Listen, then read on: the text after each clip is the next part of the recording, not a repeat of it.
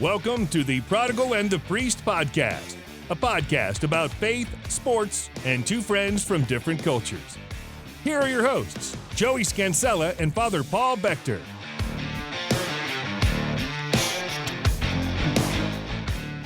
Hello. Howdy, howdy. Happy Friday to everybody coming in on April 16th. Dang. So soon. Was that a... It's already happening. Was that a... Okay, sure. So you're back from San Antonio?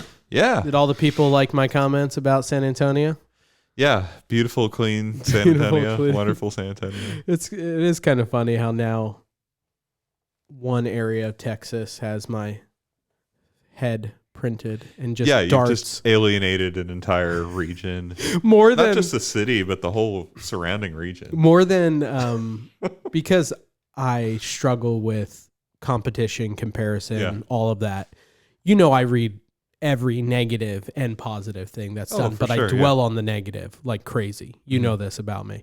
And I mean, early on when we were doing those first few podcast episodes and like a lot of people on the Apple, the iTunes rating and all that, it'd be like 5, like, but man, that Joey's really negative. That Joey, I can't stand it. I'm like, I'm ready to write more back Father Paul. Amanda S. at whoever she is, and I'm going to find you. They're like, only more of the priest, less of the prodigal. I'm like, little do they know, it's reversed. Anyway, so this is our question edition. I've officially changed the title on our list. On our like podcast thing. I no longer do Prodigal and the Priest and Me. Yeah, we talked about this. It's the question edition, the weekly question edition. This is number 36. This is the 36th time we've answered questions together. Isn't that crazy? Yeah. 36 times, probably 1 or 2 questions or 3 or 4. So we're right around 40 100 questions. Yeah, exactly. We've answered one question each time. So let's jump into it, okay? Sound good? Yeah. All right. Here we go. Rocky asks. Rocky. Many people have strong opinions on certain topics, with some opinions not being as popular as other among the general public. So, Father Paul and Joey. Generic. What are some of your hottest takes regarding any topic? What do you got? The further along you go in algebra, the more interesting it gets. Algebra 4? He said very interesting. He said a hot Sorry, take what am I talking about? this. Algebra, calculus. I mean calculus. Oh my gosh. Calc 4, fascinating. 3D modeling. Hot take. Hot take. Okay, your turn. Dodecahedron. Your turn. We've said this before. I'll do it in multiple things, right? Hot takes. Here we go. Church. Hot take is, we've said it before, we're going to get smaller before we get bigger again. I think. Hot take also, people think this is like a sign of the end times with the pandemic. I feel like they say that every time something bad happens in the world. My hot take is, don't listen to those people, but always be prepared. Yep. Third hot take is, as much as we joke about it, I do think our church has an issue with clericalism and holding priests to an unreal standard. And if we continue to fall in that trap, it will continue to perpetuate issues in the future.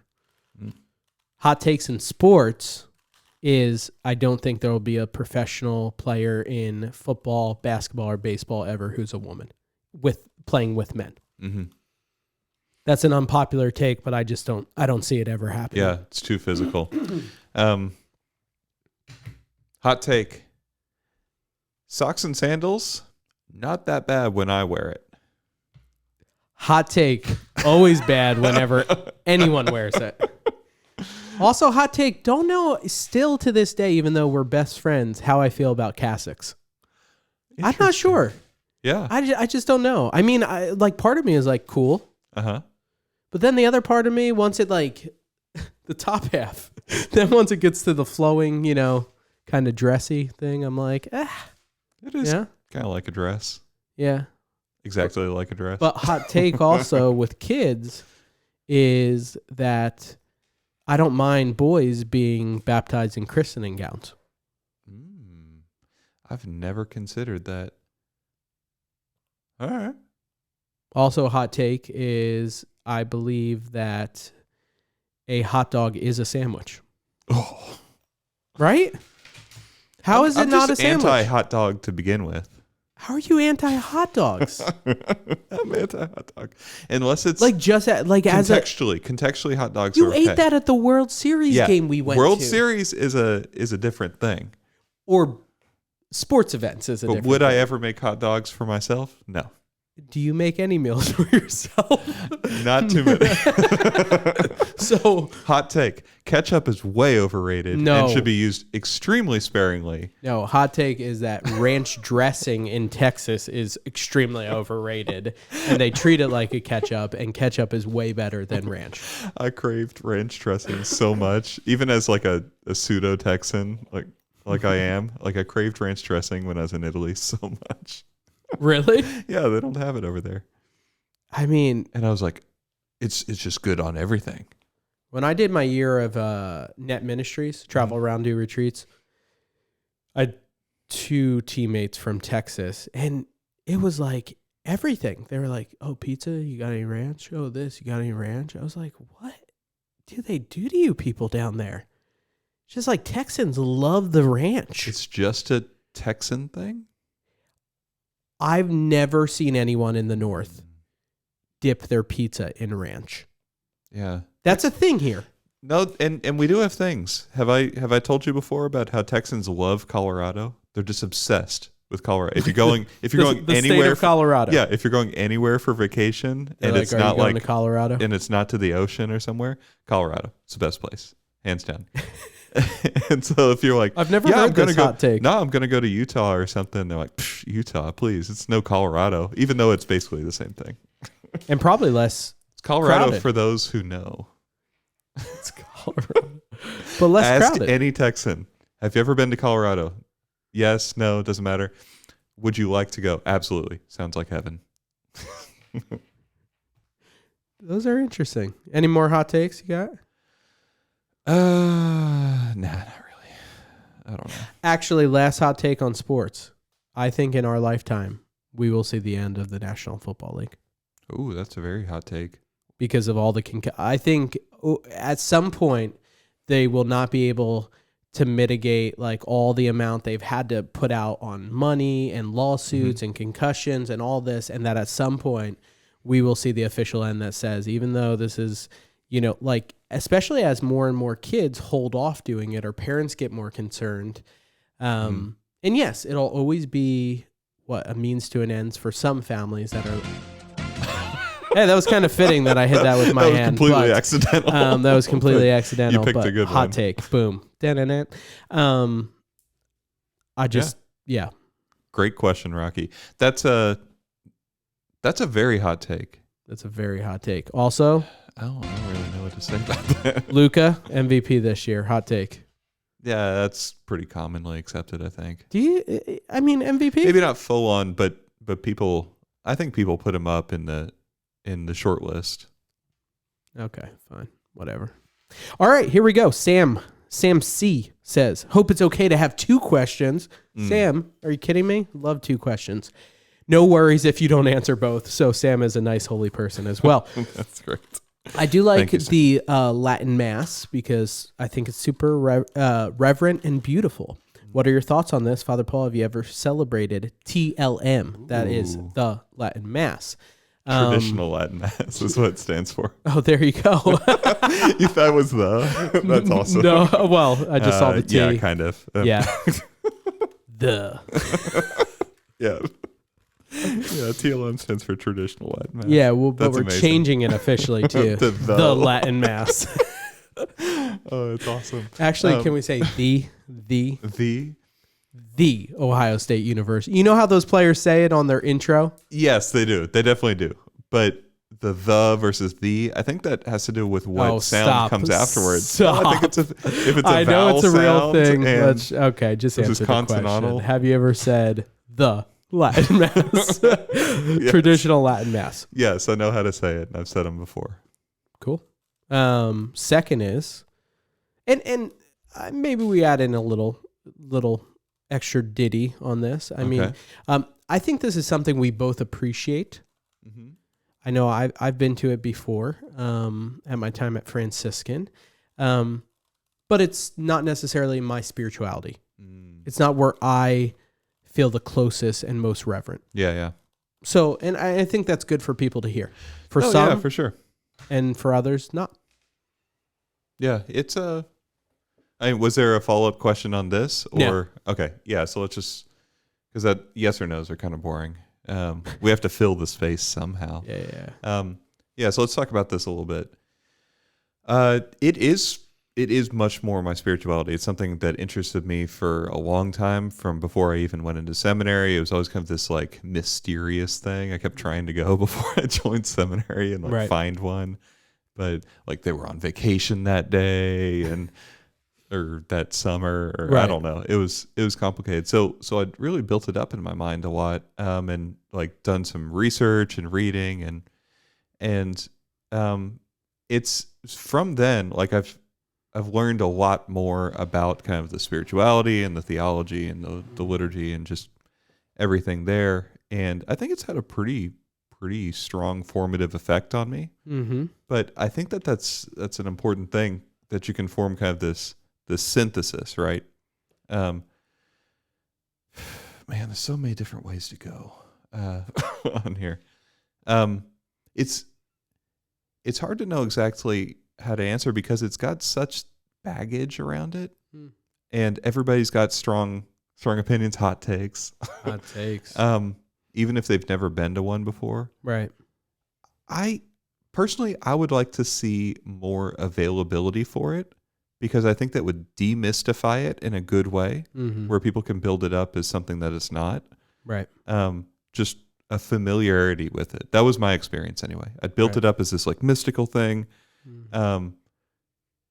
And then when I actually went, I was like, oh, well, that was, it's kind of boring. And I didn't understand a lot, but it was also the greatest thing, because I knew what was going on. Right. And then the better I got at Latin, the more familiar I got with the rubrics and everything. Right. I found like this is, I don't know, this is really valuable for a lot of reasons. This is the Mass that was basically, I know, like as soon as you make any historical statement, somebody's going to come in with like, you know, well, not in this place and all this stuff. But like so many of the saints that we look at from in the West, from St. Ambrose on down, went to something that looked more like that than what we're used to now. And there's not a huge difference, actually. That's like, the more you learn about it, the more you're like, oh, well, they're actually very similar. Right. As they should be, as two forms of one rite. Right. Yeah, I don't know. There's kind of too many directions to go, and I'm a little paralyzed by it without a specific question to respond to. But just in a nutshell, like, I like it. I think it can be a really beautiful outlet for spirituality. It's had a very strong impact on my own formation, my own life. The tough part is the division that right now, things like that, it just seems divisive. Very polarized, and I would like to see that go away. I would like to see that normalized. I would like to see that normalized, though, for the same emphasis that I have on praise and worship and a calling on of the Holy Spirit. In the church that doesn't exist. And people say, well, you're more on the Protestant side, Joey. I'm like, no, like the Catholics. I was like, what are you talking about? Like, I was actually just reading Canto La Mesa. He's cardinal now. Oh, so good. Sober intoxication. Yeah, I was reading it this morning, and like, it's just, it's really good. He loves the Lord. And his is the first time we're really tapping into like our intro thing of two friends from different cultures and really, this is a big different culture thing for us. But like, that's something that I've had to confront much more head on at St. Anne. That being kind of more traditionally minded, if you're going to set up like charismatic and traditional as like two sort of ends of a spectrum, which I don't think is an accurate way to do it, but it's how people think of it. Yeah. This was something I had to confront quite a bit coming at this parish. Like, I see people who are very dedicated to serving the Lord and on fire with love for him and who are living out holiness in a very admirable way, who draw their source from this kind of spirituality that I was content to sort of keep at arm's length. Right. As like, music for people who like it.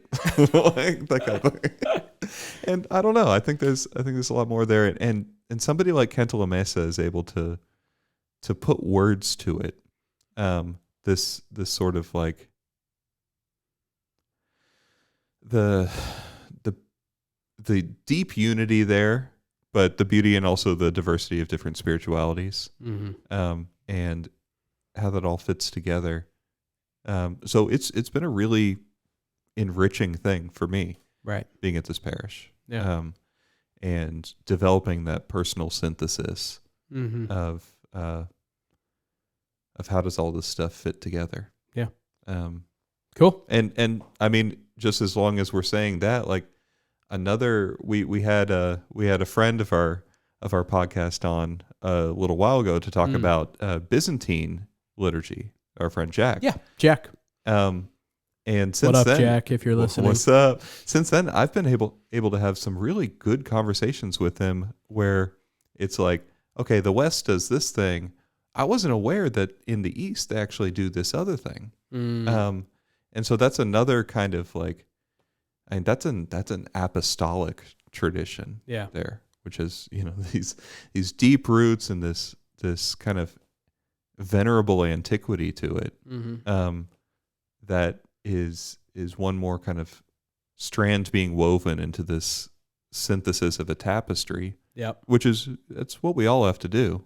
It doesn't mean that like one theme or one color comes out right in a more pronounced way in that individual tapestry that we're each weaving of spiritualities. Like some people are just very drawn to Franciscan spirituality. I've never really been that way. And shout out St. Francis. Yeah, what's up? No, that's good stuff. It's good. It's good reflection. Yeah. And my biggest thing is, and I think the TLM like that. Yes, traditional Latin mass. Like that at this point in history, anyway. Sort of that's a helpful way to look at it as like a strand of spirituality that is woven to some degree into everyone's personal tapestry. Second part of his question, very different, not at all related really to anything with the first part, is Sam C. asks, my brother's friend calls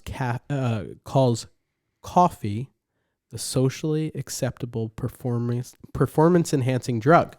What is the difference between drinking something like coffee and taking actual drugs? Coffee is pretty addictive. So at what point would it become sinful to drink too much coffee? Thanks. Such a good question. Also, your new setup is pretty pure quality.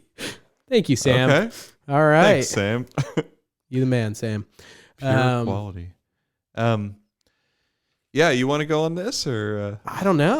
It's a good question. I have a friend who tried to write a thesis on this when we were in seminary together, and he was doing his theology. I say tried, like I think he finished it. I just don't know what his bring conclusions him on the were. podcast, Yeah, we don't really keep up.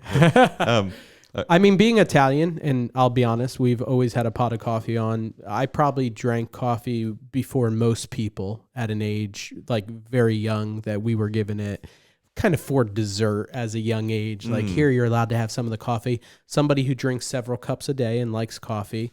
I think for me, if I didn't drink a cup tomorrow, would I have a headache? Yes. Would I have shakes and not be able to like make it through the day? Function.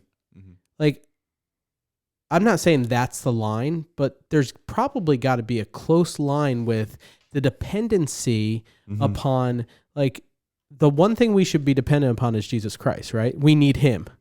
Right. If I need coffee in the same way that I need Jesus to make it through a day, I don't know. Is that an okay thing? It's not. I mean, I don't know.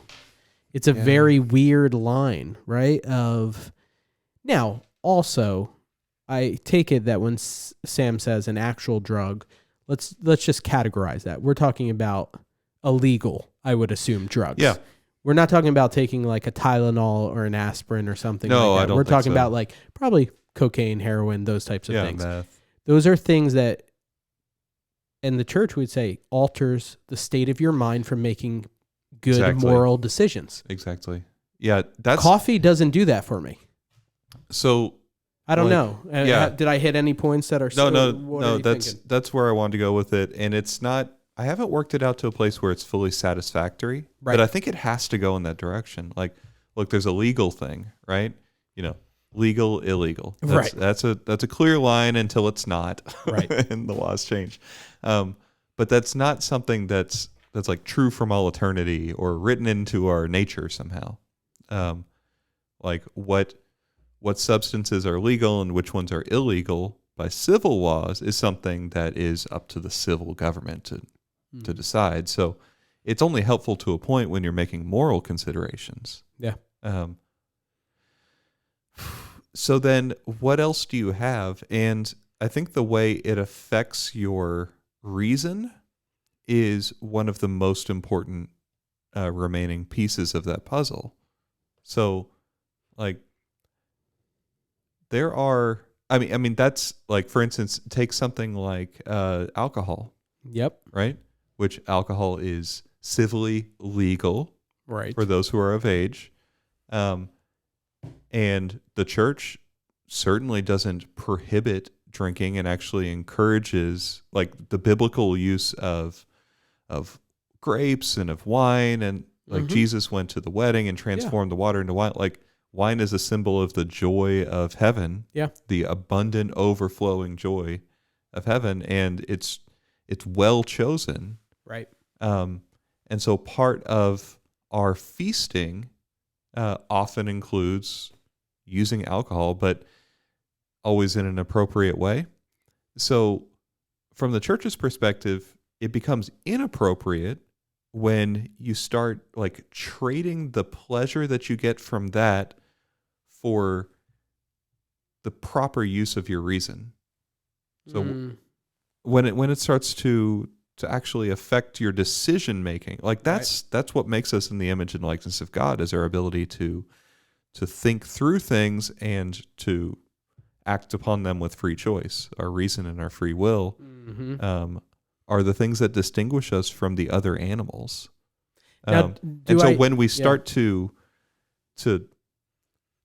sell those, like Esau sells his birthright for a mess of pottage in Esau's case, or for another drink in our case, that's when it starts to become sinful. And coffee doesn't seem to quite have that same, like the more coffee you drink, it's going to affect you badly.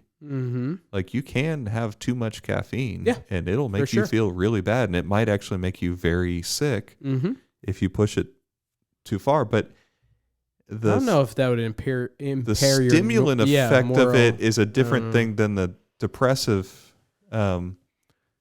effect that alcohol has. And so you have to bring in some medical science pretty quickly once you start going down this road as well. But really, like our thing is it's all about our reason and our free will. Yeah. And coffee is addictive.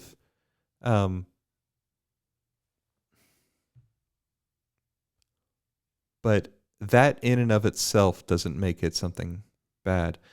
For instance, just a little anecdote, I like coffee a lot.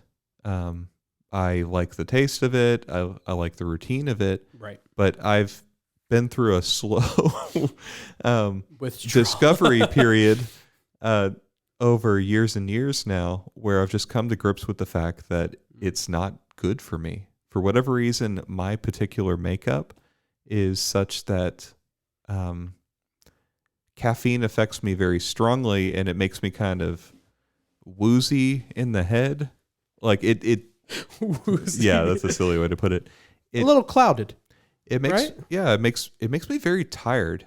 It makes me feel like there's this just weight pushing down on me, and so the less caffeine I have, and the more I'm able to get off caffeine completely, the sharper and more alert and happier I feel, actually. So that's Notice just that. that's a little bit of You're a kind happier of an person. overshare. Because It's a struggle. I really like yeah. coffee. I like the whole routine of it. I like everything about that, and so I always want to like pick it up again. As soon as I do, I'm like, there's that feeling again. I don't function well on it. Yeah. So that's why I'm a tea drinker. And even that's an easy compromise. I know, and we still I would be haven't better gone off to- without any of it. We haven't gone to TLB, TLB? traditional latte. No, tea latte bar. Remember the whole tea latte bar thing I told you The about? latte bar. The latte bar. It's No, good, dude. I don't tried the remember anything boba about stuff in this. it.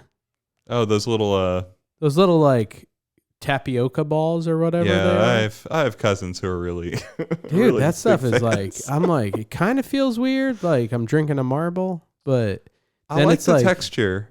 I just Yeah. find that those drinks always have too much sugar. yeah, probably. But I mean, anyway, Anyway. Sam, Great question, Sam. good question. Yeah, All right. I hope that answer helps somehow. Got time for one more. Look at us, just knocking away. Boom. This is anonymous. Could you guys just touch a little bit more about scrupulosity? I've been researching, listening to different podcasts, videos, articles, and confession and about confession, and kind of am haunted by the parable of the 10 virgins and the 5 show up late, and the Lord says that he does not know them and won't let them in. I want to go to confession enough to be allowed into purgatory, but also don't want to dwell on my sins to the point of being unable to have a relationship. I think this might be suffering from scrupulosity, but not finding resources that really can kind of bring the difference. And then at the end, this person anonymously, so whoever you are, thank you for sharing this vulnerable question, but they say at the end, thank you from Wisconsin. Ooh, okay. Hey. Well, we can figure it out from there.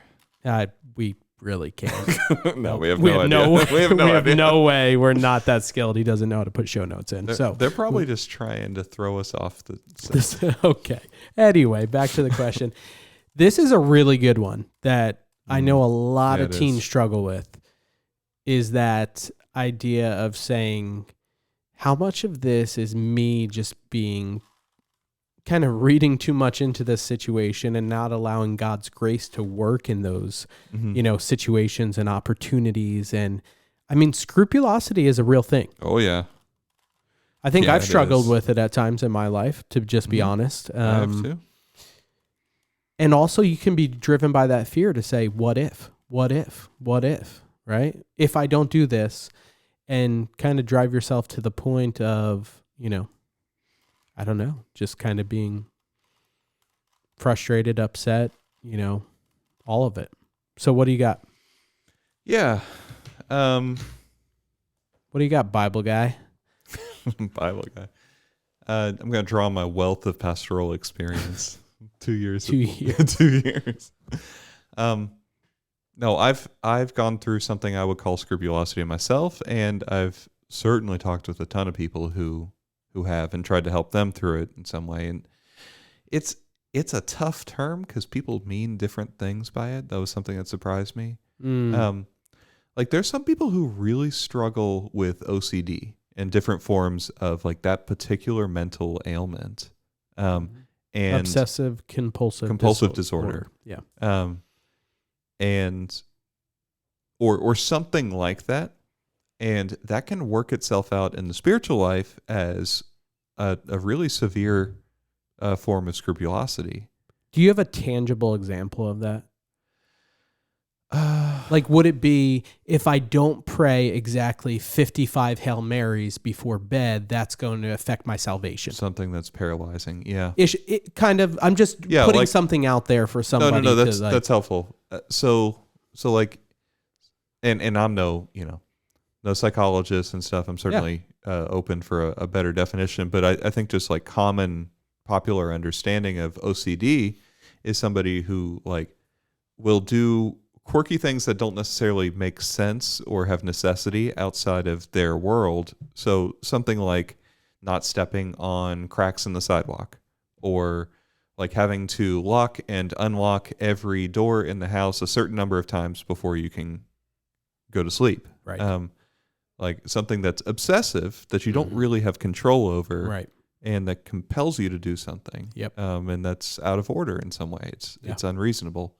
So when people suffer from that, and happen to be particularly pious or religious people, it can sort of move into the spiritual life, and it becomes really a real cross for them very quickly in there, because it's not just like, I won't feel safe in my home and be able to go to sleep, but I don't feel like God loves me, and I'm afraid that he's going to send me to hell if I don't say these prayers exactly in this way and do this particular thing. And so, like, that's kind of a severe picture. Mm-hmm. I never suffered from anything quite like that. Right. But that's one way that scrupulosity can look. Mm-hmm. And with that, that's really something you need a psychologist for, like a counselor or a therapist who's trained to be able to help, because that's a mental disorder that is working itself out under sort of spiritual trappings. Yeah. There's other things though. Like I found for me when I had my big old conversion, freshman year of college, came back to church, started taking things seriously, deeply in love with the Lord, wanted to give my whole life in his service. Was that like 2010? 2008. Nice. No, 2007, actually. 2007. That was when that first happened. I decided to enter seminary like a year and a half after that kind of thing, or something like that. But for me, I went from, the church is just something that's kind of there that I'll choose to engage when and if and on my terms, to, wow, I'm deeply in love with all this stuff. This is the greatest thing, to, wow, there's a lot that I didn't know that I myself and everyone around me are not following correctly. And that started to create this sort of like this sense that the walls were closing in a little bit. Like, I think a common thing for people who suffer from scrupulosity of any form is that they feel trapped by it.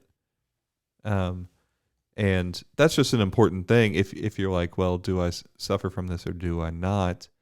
I don't know. I'm not trying to give you a way to like diagnose everything here, but God never makes us feel like that. Right. God's spirit and forgiveness and everything always brings freedom. And so if you're like, well, to follow his law, I have to do it in this way that seems to like stifle the life out of everything and make me feel trapped. And if I don't, then like, that's probably, I don't know. That's not entering into the freedom of the children of God. Yeah. Right there. So for me, I remember I was on a retreat at one point, and a specific form of scrupulosity had started to look like sins of thought. I couldn't distinguish between like thoughts that came into my head and a real consent to those thoughts. And that's something that people struggle with a lot. There was something about when I was going to confession, there was something about just the common sense way the priest approached it, just down to earth, that was refreshing. And just in that moment, God gave me a grace to release me from whatever kind of small scrupulosity I was suffering at that time. It's nothing compared to what I think a lot of people go through, but for me, it was a big thing.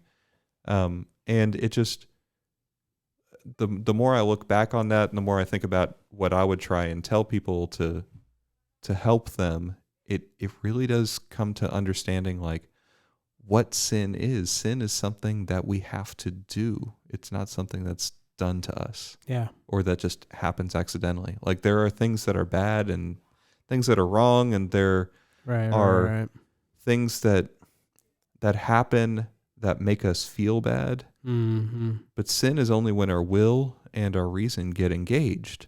Right. It has to be something that I choose to do or choose not to do. Yeah. And so, like, a thought that flashes through your mind, like, could be a terrible thought, but if you're not engaging it, then it's not sinful. Yeah. And you can be like, well, what about if I just let it sit there? And it's like, yeah, well, then you're starting to play around with it a little bit and put yourself in an occasion of sin. But I don't know if that's exactly quite to the level of a mortal sin. Like what? Right. Unless you're actually intentionally trying to bring back that thought and engage it and fantasize about it. And I don't know, for people who suffer from scrupulosity, I normally try and get them to point at the thing that was actually mortally sinful that they did. Because they just have a sense that I've certainly done something pretty bad. Right. I just don't really know what it is. Right. Or there's a something keeping me from entering heaven, right? Like kind of like what it's pointing to now, being like, just this kind of, like, there are these chains and I know that I'm unworthy and all this, but there's no freedom from that. And so, like, being able to make a distinction, that's part of breaking free of those chains. God seems to have to give you a particular grace. Like, it's a cross that for the sake of your own growth, he will allow you to bear. No cross is nice. They're not a gift in that way, right? Suffering isn't something that's created by God as a good, but he allows us to suffer it in order to draw us closer to him and for the sake of our own growth and holiness. And so I know in the case of Saint Therese, who was a famous case of scrupulosity, that it was just this extraordinary grace at one point that set her free. And we have to, do everything we can to bring ourselves to that moment and to pray for it and dispose ourselves for that. But I think there is something of like the healing of God that has to occur, to flip that switch where all of a sudden we're like, oh yeah, that's right. God so loved me. Right. And the world that he sent his only son, and like to understand what that means in this deep way where you just feel like I can't be shaken from that. Yeah.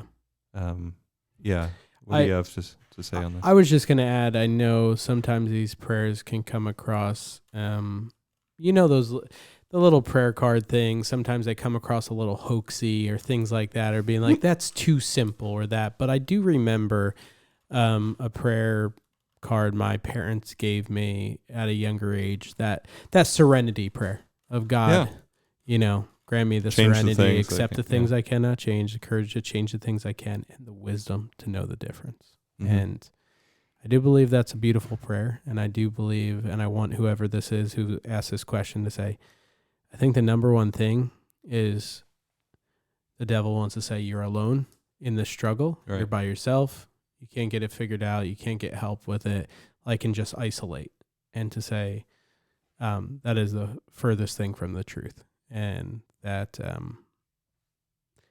not sure why different people, like you said, have that cross. And it's a very difficult one. And I've seen people I've loved struggle with that. And it's not an easy thing. And it's something that, it needs to be talked about more. And that's all I got. Yeah. If you're hearing this and you're like, oh, that's me, it's not your fault either. Yeah. I don't know of anyone who brings this on themselves. Yeah. It's just, it can be a thing that happens in the spiritual life, but I know for me, it was, in some mysterious way in God's plan, preparing me for something that, I don't know. I've never really struggled with scrupulosity after that. And just to say that, it's I don't know. It's not forever, I guess is what I was trying to say. Yeah. And if it is the kind of scrupulosity that takes on the actual form of mental illness, that's something that needs to be treated in a different way, and not just endured, and not not really taken to a spiritual director either. Like there are things that a spiritual director can help with, and there are things that they can't. But when you get to the level of mental illness, that's where you have to go to someone who's trained for that. Yeah, and God gave us those resources to be able to help. So Yeah. awesome. Well, hot take. Ready for this? Changing TLM, the Latin Mass. The Latin, the Latin. Latin Mass.